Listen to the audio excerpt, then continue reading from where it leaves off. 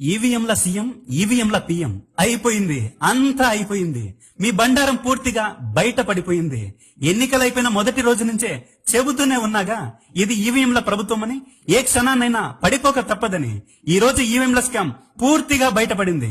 రేపు ఈ ప్రభుత్వమే పడిపోతుంది. వచ్చిన ఓట్లు, తెచ్చుకున్న సీట్లు అంతా బోగస్ అని తెలిసిపోయిందిగా. మాకొచ్చిన ఓట్లు, తెచ్చుకున్న సీట్లు ఇంకెవరికి రాలేదని సంబరపడిపోయారుగా. చివరికి ఇది కూలిపోయే కూటమని, పడిపోయే పేకమేడని అందరికీ తెలిసిపోయింది. 164 సీట్లతో కేంద్రంలో, రాష్ట్రంలో మా ప్రభుత్వమే నడుస్తుందని చంకలు గుద్దేసుకున్నారుగా.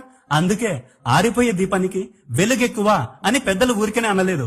రేపో మాపో మాత్రం ఈ ప్రభుత్వం ఊడిపోతుందిలేండి. కంగారేం పడాల్సిన అవసరమే లేదు. కాస్త గట్టిగా పోరాడితే చాలు. ఖచ్చితంగా ఈ ప్రభుత్వాలు పడిపోయి తీరుతాయి. అందులో డౌటే లేదు. కాకుంటే ఇక్కడే మీరొక విషయాన్ని గమనించాలి.